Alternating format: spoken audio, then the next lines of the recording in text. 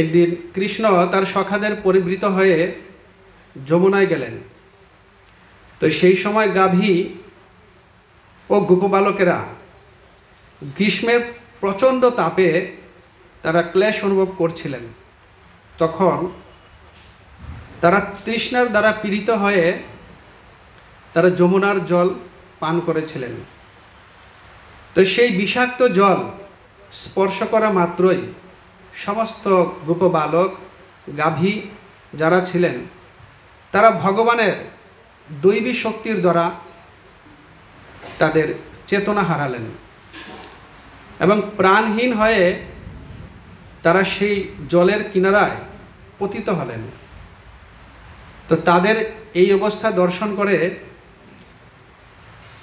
যিনি ছাড়া তাদের আর কোনো প্রভু নেই, সেই যোগেশ্বরগণেরও ঈশ্বর পরমেশ্বর ভগবান শ্রীকৃষ্ণ সেই সমস্ত ভক্তদের অনুকম্পা করেছিলেন এবং এভাবেই তিনি তাদের প্রতি তার অমৃতবৎ কৃপা দৃষ্টি বর্ষণের দ্বারা তৎক্ষণাৎ তাদের পুনরুজ্জীবিত করেছিলেন। তো তাদের পূর্ণ চেতনা ফিরে পেয়ে গাভী ও বালকেরা জল থেকে উঠলেন এবং অত্যন্ত বিস্ময়ের সাথে, কথাটা খুবই তাৎপর্যপূর্ণ যে তারা অত্যন্ত বিস্ময়ের সঙ্গে একে অপরের দিকে তাকাতে লাগলেন। গোপ বালকেরা তখন বিবেচনা করলেন যে যদিও তারা বিষপান করেছিলেন এবং প্রকৃতপক্ষে তাদের মৃত্যু হয়েছিল, তো কেবলমাত্র গোবিন্দের কৃপা দৃষ্টির দ্বারা জীবন ফিরে পেয়ে তারা তাদের নিজেদের শক্তিতে উঠে দাঁড়িয়েছিলেন। তো এই ষোড়শোধ্যায়ের শুরুতে আমরা যা পাই, শুকদেব গোস্বামী পরীক্ষিত মহারাজকে বললেন 1 নম্বর শ্লোকে যে পরমেশ্বর ভগবান শ্রীকৃষ্ণ কালসর্প কালীয় দ্বারা যমুনা নদী দূষিত হয়েছে দর্শন করে নদীর শুদ্ধিকরণের কামনায় কালীয়কে সেখান থেকে নির্বাসিত করলেন। তো এই কথা শুনে পরীক্ষিত মহারাজ তখন বললেন, হে ব্রাহ্মণ, পরমেশ্বর ভগবান কালীয় নাগকে কিভাবে অতল যমুনার জলের মধ্যে নিগৃহীত করেছিলেন আর কিভাবেই বা কালীয় সেখানে বহু যুগ ধরে বসবাস করছিল, দয়া করে তা বর্ণনা করুন। পরমেশ্বর ভগবান অনন্ত ও স্বেচ্ছানুবর্তী, বৃন্দাবনে গোপবালক রূপে অমৃততুল্য, তার উদারলীলা শ্রবণে কেই বা তৃপ্ত হতে পারে। তো এইরকম যখন পরীক্ষিত মহারাজ বললেন, তখন শুকদেব গোস্বামী তিনি এই কালীয় লীলা বলতে শুরু করলেন। তো আজকের শ্লোকে আমরা দেখতে পাই এখানে ভগবানকে বলা হয়েছে পুরুষ সার, অর্থাৎ পরম পুরুষোত্তম পরমেশ্বর ভগবান। তো ভগবান শ্রীকৃষ্ণকে পরম পুরুষোত্তম এখানে বলা হয়েছে, সমস্ত পুরুষের থেকেও উত্তম। তাই বেদেও ভগবানকে পুরুষোত্তম বলা হয়েছে। পরমেশ্বর ভগবান যখন সেই হ্রদে নিপতিত হলেন, সেখানকার সর্পের অত্যন্ত উত্তেজিত হয়ে সজোরে নিঃশ্বাস নিতে শুরু করলে প্রবল বিষেতে আরও দূষিত হয়ে উঠল। হ্রদে ভগবানের প্রবেশ বেগে, কথাটি খুবই তাৎপর্যপূর্ণ, প্রবেশ বেগে তার চতুর্দিকে স্ফীত হয়ে উঠেছিল এবং যে বিষময় ভয়ঙ্কর তরঙ্গ রাশি তারা শতধনু পরিমিত ভূমি প্লাবন করেছিল। তো এখানে শতধেনু, বিশ্বনাথ চক্রবর্তী ঠাকুর এই শতধেনুর ব্যাখ্যা করেছেন যে অষ্টবীর্যম মধৌ, অর্থাৎ 8 জবে 1 আঙ্গুল, এরকম 12 আঙ্গুলে, এখানে 10 আর 12 আঙ্গুল হচ্ছে 1 তাল। তো 3 তালে 1 হস্ত, আর 2 হস্তকে বলা হয় 1 কিস্কু, আর 2 কিস্কুতে 1 ধনু হয়, অর্থাৎ 1 ধনু মানে 4 হস্ত পরিমিত, 4 হস্ত, 4 হাত দিলে হয় 1 ধেনু। তো 100 ধনু মানে হচ্ছে 100 ইন্টু 4, 400 হাত। তো এইভাবে 400 হাত পরিমিত ভূমি যে এই তরঙ্গ জল সেটা প্রবাহিত হয়েছিল। তো এই শ্লোক থেকে আমরা আরও অনেক কিছু শিক্ষা পাই, যে ভগবানকে বলা হয়েছে অনন্ত বলস্য, অর্থাৎ পরমেশ্বর ভগবানের বল অপরিমেয়। তাই ভগবানের পক্ষে এরকম কিছুই অসম্ভব নয়। তো এখানে বলা হয়েছে যে পতন বেগ, এই কথাটি খুব তাৎপর্যপূর্ণ, যে ভগবান গাছ থেকে যখন তিনি পড়েছিলেন যমুনা নদীতে, তার সেই বেগটা কীরকম ছিল।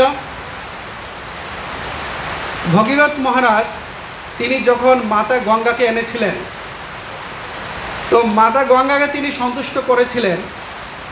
এখন মাতা গঙ্গা যদি সরাসরি এই ধরিত্রীতে প্রবেশ করে, তাহলে এই ধরিত্রীর প্রলয় নিশ্চিত, পৃথিবী ফেটে যাবে। তখন মহাদেবকে সন্তুষ্ট করে মহাদেবের জটে ধারণ করার মাধ্যমে মাতাকে এই পৃথিবীতে আনতে হয়েছিল। তাহলে যার চরণ থেকে উদ্ভূত মাতা গঙ্গার বেগ, প্রবেশ বেগ এতই বলবান, তাহলে ভগবান শ্রীকৃষ্ণ যে তার প্রভু, তার পতন বেগটা কীরকম হতে পারে। এবং আমরা দেখতে পাই, আমরা অবশ্যই এখান থেকে বুঝতে পারি যে ভগবান যখন সেই বৃক্ষ থেকে লাফ দিয়ে পড়েছিলেন, তখন এই জগৎ অবশ্যই প্রলয় হওয়ার কথা ছিল ভগবানের ভারে। কিন্তু ভগবান তার ভক্তদের প্রতি এতই কৃপালু যে তিনি কৃপাবশত সব কিছুকে ধরে রেখেছেন।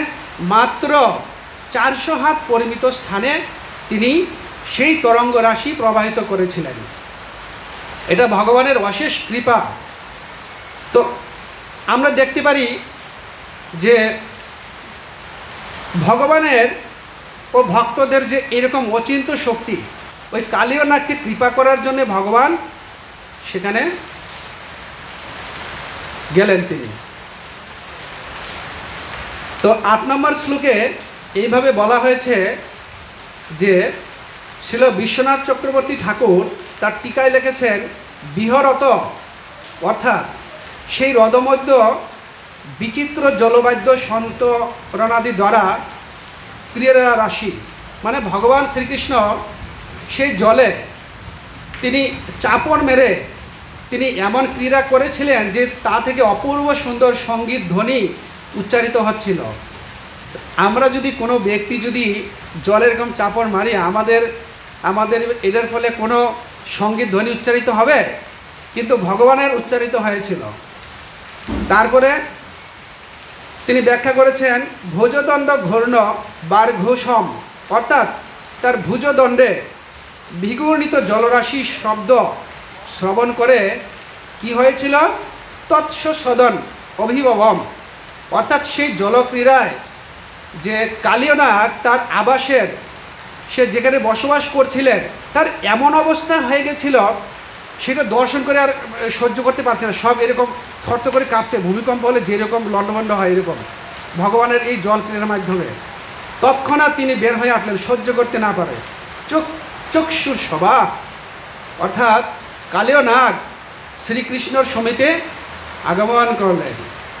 তো শ্রীল রঘুনাথ দাস গোস্বামী বিরচিত কৃষ্ণপ্রেম তরঙ্গিনী গ্রন্থে এই ঘটনার পরিপ্রেক্ষিতে তিনি পদ্য আকারে বলেছেন, যমুনার জলে তাহে কালী নাগ বৈশে, উথলিয়া উঠে জল তার মহাবিষে, তাহার উপরে কোন জীব না সঞ্চারে, উড়িয়া যাইতে পাখি বিশ্ব জলে মরে, বিষকণা জুত বায়ু যত দূর চলে, তাবৎ পর্যন্ত তার বৃক্ষ নাহি তীরে, পরচণ্ড বীর্য দেখি, পরচণ্ড বিষবীর্য দেখি, দেখি ক্ষণধর, বিষ বিদূষিত দেখি যমুনার জল, খল সংযমন হেতু অবতার করে, লম্ফ দিয়া চড়ে উঠে কদম্বের ডালে।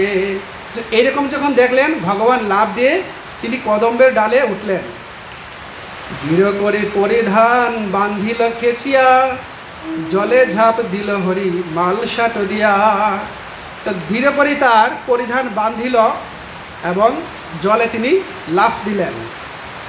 অখিল পুরুষার জলে ঝাঁপ দিলে, কবিত পন্নগরাজ কম্পিত অন্তরে।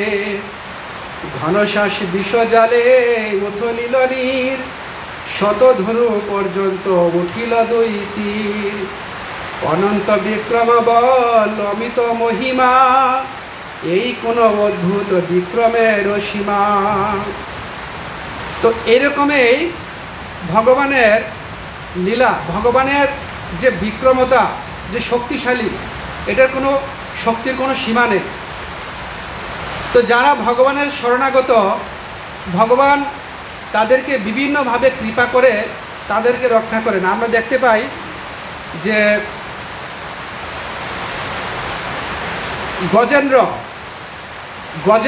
তিনি ভগবানের কিছু প্রার্থনা করেছেন, যে ভগবানকে বলেছেন অখিল লোকনাথ, মানে সমগ্র জগতের প্রভু।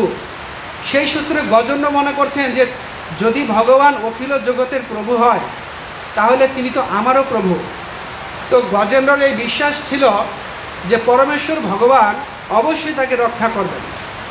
এবং ওই শ্লোকে তিনি বলেছেন যে ভগবান অপ্রমেয়, মানে অমিত শক্তিশালী ভগবান। কেননা সবচাইতে বুদ্ধিমান মানুষও ভগবানের ক্রিয়া কার্য উপলব্ধি করতে পারে না, তার শক্তির হিসাব কষতে পারে না।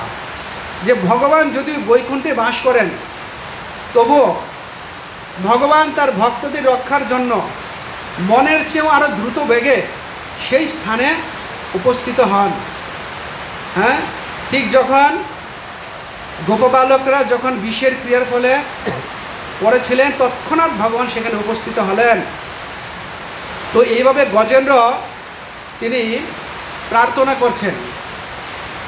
তো এই যে কালীয় দমন লীলার যে বিষয়টা, যে এখান থেকে আমরা আরও কিছু শিক্ষা পাই। সেটা কি না, তথাকথিত অনুকম্পার কারণে অসুররা জগতের সর্বনাশের কারণ হয়ে দাঁড়ায়। কালীয়নাগ তিনি শবরী মুনির কৃপায় তিনি এই যমুনার পাশে হ্রদে তিনি অবস্থান করছিলেন।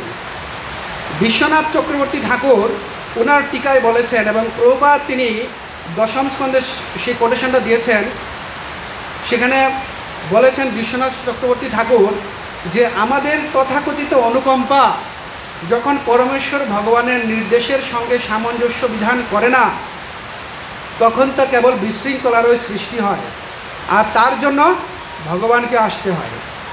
তো যেহেতু সৌবরী মণি সেই হ্রদে গরুড়ের আসা নিষিদ্ধ করেছিল, তাই কালীয়নাগ সেখানে তার প্রধান কার্যালয় গড়ে তুলেছিল, যার ফলে সেই কালীয় হ্রদের কালীয়র প্রভাবে, বিষের প্রভাবে সেই আশেপাশের সব কিছু বিষময় হয়ে উঠেছিল। গাছের বৃক্ষ, লতা পাতা, পশু পাখি, এমনকি সব কিছু বিষময় হয়ে উঠেছিল। তো এইরকম তথাকথিত অনুকম্পার ফলে আসলে মানুষের সর্বনাশ হয়। তো সেই জন্যে কাউকে এরকম তথাকথিত কৃপা করা ঠিক না। বিশ্বনাথ চক্রবর্তী ঠাকুর তিনি বর্ণনা করেছেন যে শবরী মুনি দুটি অপরাধ করেছিল। একটি হচ্ছে তিনি গরুড়ের মতো পরম উন্নত স্তরের আত্মাকে নির্দেশ দানের সাহস করেছিলেন, আর দুই নম্বর হচ্ছে তিনি গরুড়কে তার আকাঙ্ক্ষার তৃপ্তি সাধনে বাধ্য করেছিলেন। এই দুটি অপরাধ শবরী মুনি করেছিলেন, আর যার জন্য তার এই মিথ্যা অহংকারের ফলে শবরী মুনির যে তপস্যার শক্তি এবং সৌন্দর্য সেটা তিনি হারিয়েছিলেন। তো শবরী মুনি ভেবেছিলেন যে হতে পারে গরুর একজন ভগবানের পার্শ্বদ, কিন্তু তবুও আমি তাকে অভিশাপ দেব, আর সে যদি আমার নির্দেশ অমান্য করে তাহলে তাকে আমি মৃত্যুদণ্ড দেব। তো এইরকমভাবে আমরাও যদি কখনো ভগবানের শুদ্ধ ভক্তদের এইরকমভাবে আমরা যদি তাদেরকে অপমান করি, যদি তাদেরকে যদি আমরা হীনজ্ঞানে দেখি, তাহলে কি আমাদেরও এরকম সৌপরিমণির মতো অপরাধ হয়ে যাবে। আর তার ফলে কি হবে? বিশ্বনাথ চক্রবর্তী ঠাকুর বলেছেন যে সৌপরিমণি তার তপস্যার শক্তি এবং আধ্যাত্মিক সৌন্দর্য সব কিছু হারিয়েছিলেন। তো এইভাবে যদি আমরা কোনো বৈষ্ণবের নিন্দা করি, কোনো বৈষ্ণবকে আমরা হীনভাবে দেখি, তাহলে আমাদের যে তপস্যার শক্তি এবং সৌন্দর্য সব কিছুই নাশ হয়ে যাবে, যার জন্য সৌপরিমণির সর্বনাশের কারণ হয়ে পড়েছিল। তো ভগবানের এই যে শক্তি বল, সেটা হচ্ছে চিন্ময়। ভগবানের শক্তি চিন্ময়, এবং এখানে বলা হয়েছে ভগবান অনন্ত বলস্য, যে ভগবানের বল তিনি অনন্ত। এরকম আমরা খাইছি। তো ভগবানের কিছু লীলা আছে যার মাধ্যমে আমরা বুঝতে পারি যে ভগবানের আসলে কত শক্তি, কত সামর্থ্য, তার ভগবত্তা কীরকম। তো শুক্লপক্ষের একাদশীর দিন নন্দ মহারাজ তিনি উপবাস করার পরে দ্বাদশীর দিন তিনি অনেক ঘুরে স্নান করতে গিয়েছিলেন। তো বরুণদেব তার ভৃত্যদেরকে আদেশ প্রদানের মাধ্যমে নন্দ মহারাজকে বরুণালয়ে ধরে নিয়ে গিয়েছিলেন। তো ভগবান শ্রীকৃষ্ণ সেখান থেকে নন্দ মহারাজকে উদ্ধার করেন, এবং বরুণদেব তখন তিনি ভগবানের কাছে কিছু প্রার্থনা করেছিলেন যে হে প্রভু, আজ আপনার দর্শন পেয়ে আমার দেহ ধারণ সার্থক হলো। যদিও আমি সমুদ্রের সমস্ত রত্নরাজির অধীশ্বর, তবুও আমি জানি যে এই ধন সম্পদের দ্বারা জীবন সার্থক হয় না, কিন্তু আজ আপনার দর্শন পেয়ে আমার জীবন সম্পূর্ণরূপে সার্থক হলো। কেননা আপনার দর্শন লাভের ফলে আমাকে আর জড়শরীর ধারণ করতে হবে না। তো এইরকম যখন প্রার্থনা করলো, তখন নন্দ মহারাজ চিন্তা করলেন যে কৃষ্ণের আসলে ভগবত্তা চিন্তা করেন, এবং যখন এই ঘটনাটা এসে বৃন্দাবনে তিনি বর্ণনা করলেন, তখন সবাই চিন্তা করলেন আমাদের কৃষ্ণ ছোট বাচ্চা, আর তার এত শক্তি। হ্যাঁ, এরকম তারা সবাই বলা বলি করতে লাগলেন। এবং আমরা দেখতে পাই যে ভগবানের যে গোবর্ধন পর্বত তিনি যে ধারণ করেছিলেন, আমরা সাধারণত আমি এতদিন এটাই ভাবতাম যে ভগবান তিনি গোবর্ধন পর্বত ধারণ করেছিলেন এই জন্যেই যে ভগবানের ভগবত্তা প্রকাশিত হয়েছে, কিন্তু এটার ভেতরেও আরও কিছু অন্তর্নিহিত তাৎপর্য আছে। সেটা হচ্ছে কি, বিশ্বনাথ চক্রবর্তী ঠাকুর তিনি তার টিকায় লিখেছেন যে সাধারণ এক বৃহৎ গোপ সম্প্রদায়, যাদের হাজার হাজার গাভী, গোবৎস, বলদ ইত্যাদি রয়েছে, তাদের সকলের গোবর্ধনের মতো মাঝারি মাপের পাহাড়ের নিচে জায়গা হওয়ার কথা নয়। কিন্তু যেহেতু পরমেশ্বর ভগবানের হাতের স্পর্শে পাহাড় পরমানন্দে মগ্ন ছিল, তাই সেই অচিন্ত শক্তি অর্জন করেছিল সেই গোবর্ধন পাহাড়ও। হাজার হাজার গাভী, চিন্তা করা যায়, ধেনু বৎস, ব্রজবাসী, তাদের এই গোবর্ধনে কি করে জায়গা হবে? এটা সম্ভব। কিন্তু বিশ্বনাথ চক্রবর্তী ঠাকুর ব্যাখ্যা করেছেন কি, যেহেতু ভগবান অচিন্ত, আর ভগবানের হাতের যেহেতু স্পর্শে ছিল গোবর্ধন পর্বত, সেই জন্য সেই গোবর্ধন অচিন্ত শক্তি লাভ করেছিল। তো বিশ্বনাথ চক্রবর্তী ঠাকুর ব্যাখ্যা করেছেন যে শুধু ব্রজধাম নয়, ত্রিলোকের সমস্ত জীব তাতে আশ্রয় পেতে পারে।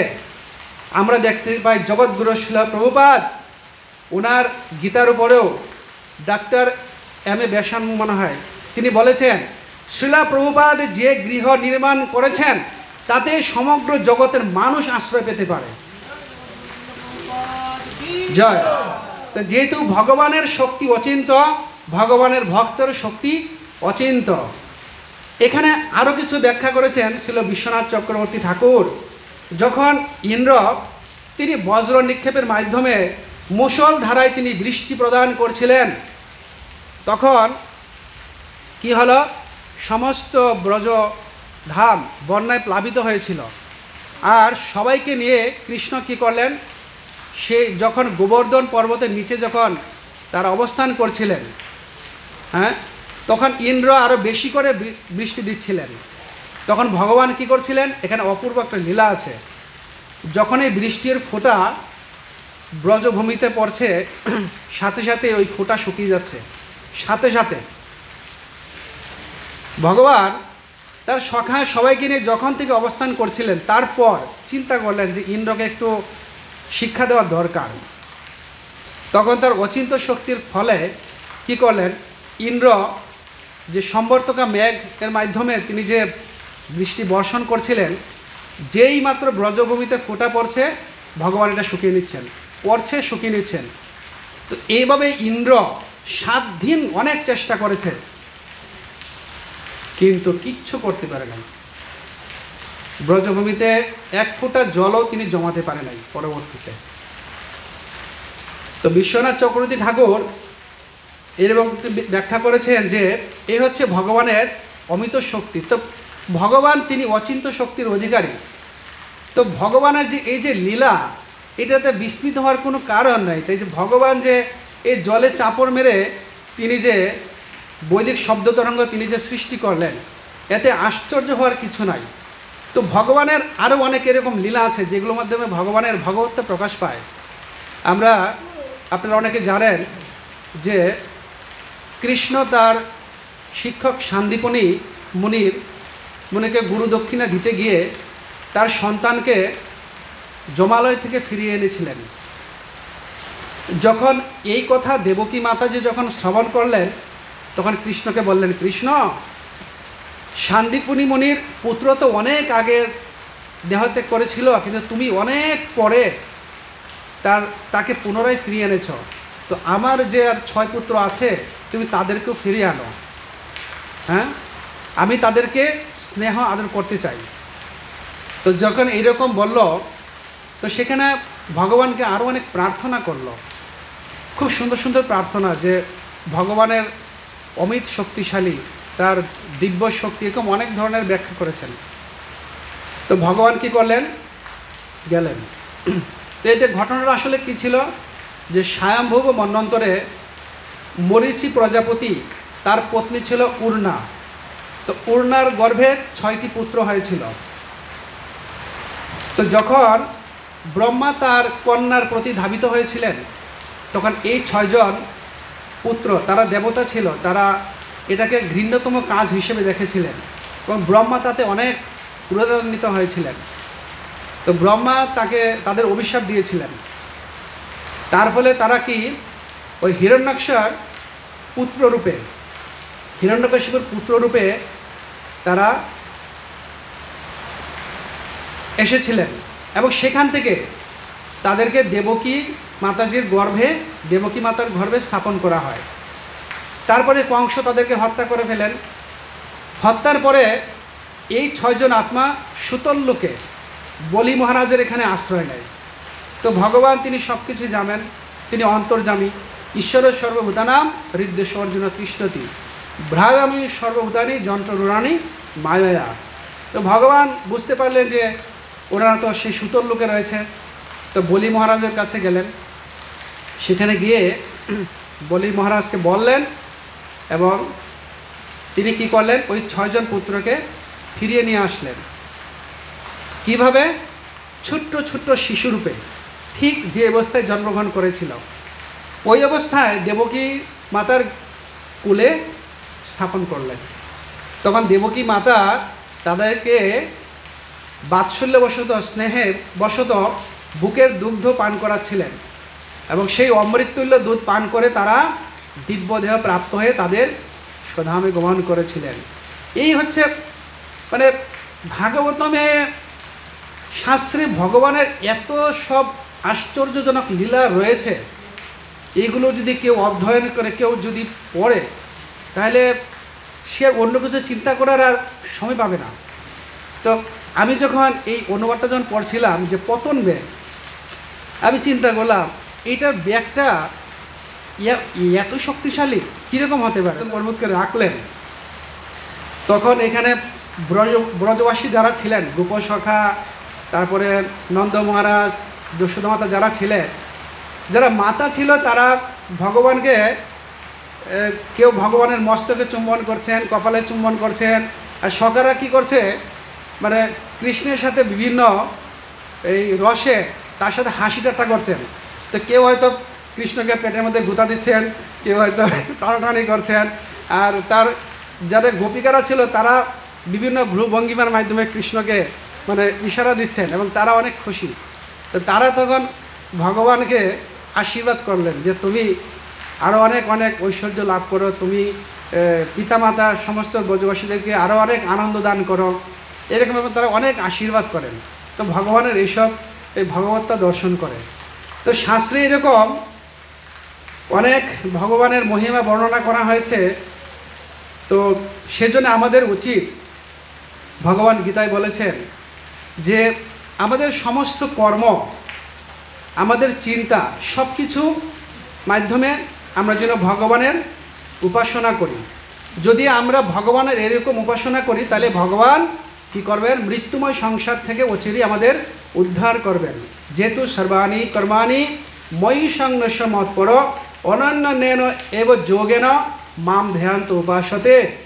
তো আমরা যদি এইরকম যদি ভগবানের চিন্তা করি, ভগবানের বিভিন্ন লীলা, যে ভগবান তিনি কত মহান, তার কত শক্তি, হ্যাঁ, তিনি কি না করতে পারেন, এবার যখন আমরা ভগবানের লীলা যখন আমরা কীর্তন করব, মহিমা শ্রবণ করব, তখন কি হবে, আমরা যখন মত পরায়ণ, যখন এইভাবে আমরা ভগবানের চিন্তায় সবসময় থাকবো, 24 আওয়ার্স কৃষ্ণ কনসাসনেস, যখন 24 ঘন্টার মধ্যে 24 ঘন্টায় আমরা কিবা শয়নে, কিবা ভোজনে, কিবা জাগরণে অহর্নিশি চিন্ত কৃষ্ণ বলহবদনে, যখন আমরা এইভাবে চিন্তা করব তখন ভগবান আমাদেরকে অবশ্যই রক্ষা করবেন।